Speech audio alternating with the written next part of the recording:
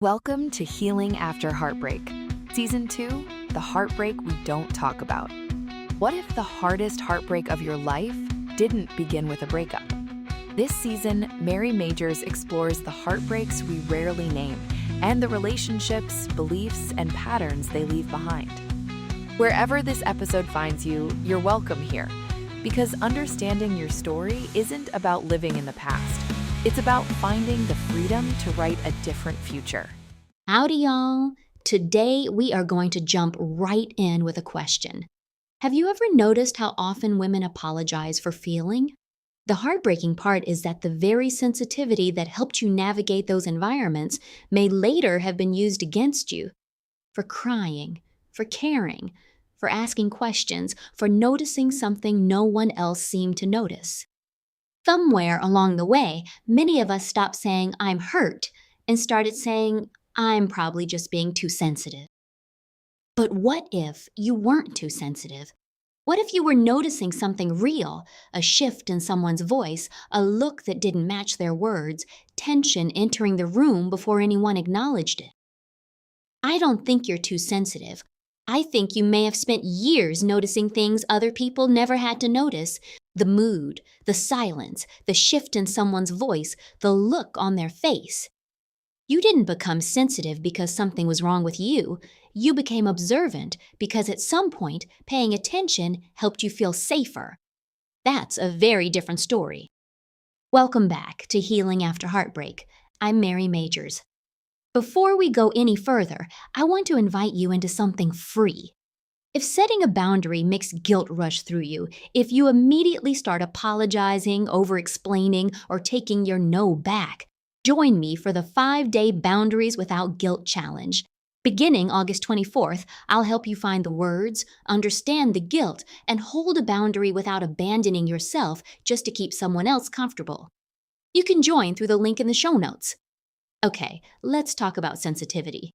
This season, we're talking about the heartbreaks that don't always begin with a breakup, the quieter experiences that shape how we see ourselves, how we relate to other people, and whether we trust what we feel. Today, I want to talk about what happens when sensitivity is treated like a flaw and how we begin trusting our emotions again without assuming every feeling is automatically a fact. I remember sitting at work after a meeting, replaying an interaction I'd had with a colleague. Nothing dramatic had happened. No one yelled. There wasn't an argument. On the surface, it probably looked completely ordinary. But something about the exchange didn't sit right with me. There had been a shift in tone, a look, a feeling that something underneath the words wasn't being said. So I turned to someone I trusted and asked, "Did you notice that exchange? Am I reading too much into it?" Without hesitation, they smiled and said, "Mary, you're just too sensitive." And I remember immediately shrinking. I didn't get curious about what I had noticed. I didn't stay connected to myself. I moved straight into embarrassment. Maybe I imagined it. Maybe I was making something out of nothing. Maybe everybody else could handle normal interactions and I was the problem. So I talked myself out of what I had felt. Then, as time passed, the tension I had noticed became obvious. What I sensed in that room had been real.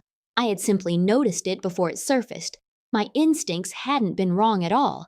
And that realization brought relief, but it also showed me how quickly I had abandoned myself because someone else questioned what I felt.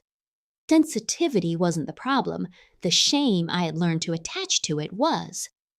Some people are naturally more sensitive to detail, emotion, tone, and environment, and sometimes sensitivity is also shaped by experience.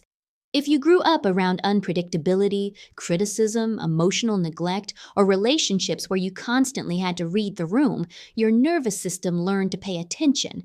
It noticed tone, facial expressions, silence, small shifts in someone's behavior. You may have known someone was angry before they admitted it. You may have learned to tell what kind of evening it would be by the sound of a door closing. You may have monitored everybody else's feelings because knowing what was coming helped you prepare. That is adaptation, not weakness. The heartbreaking part is that the very sensitivity that helped you navigate those environments may later have been used against you. You were told you overreacted, you took things too personally, you needed to toughen up, you were too emotional. And eventually, you stopped asking, "What am I noticing?" and started asking, "What's wrong with me?" That is what emotional invalidation can do. It doesn't only make us doubt one feeling, repeat it often enough, it teaches us to outsource our understanding of ourselves. Now, I want to be careful here. Healing isn't learning to believe every feeling without question. Our emotions are real experiences, but they are not always complete explanations of what is happening.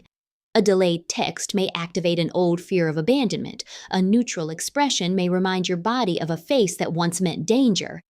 Sometimes the present moment touches an old wound, and the intensity belongs partly to the past. But healing isn't learning to ignore what you feel either. It is learning to distinguish between an old wound and present-day wisdom. Sometimes what you're feeling is an old wound saying, "I've been here before and I don't want to be hurt again." Other times, it is your wisdom quietly saying, "Pay attention, something here isn't matching." Often, not always, an old wound feels urgent, absolute, and familiar. It may demand immediate answer, "Fix this now, get reassurance now, leave before they can leave you."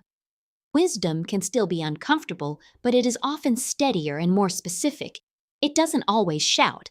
Sometimes it simply returns after your body has had time to settle. Learning the difference isn't about becoming perfect at reading every situation. It is about staying in relationship with yourself long enough to become curious. The next time you catch yourself saying, "I'm probably just too sensitive," pause before dismissing yourself. Ask 3 questions. First, what happened factually? Not what I feared means, what did I actually see, hear, or experience? Second, what does this remind my body of? Is there an older experience adding intensity to this moment? And third, what do I need before I decide what this means? Maybe it's time, regulation, more information, or a direct conversation. Regulate first, interpret second. You don't have to shame the feeling, and you don't have to let it drive the car. You can listen to it, get curious about it, let it give you information, then decide what deserves your attention and what needs compassion.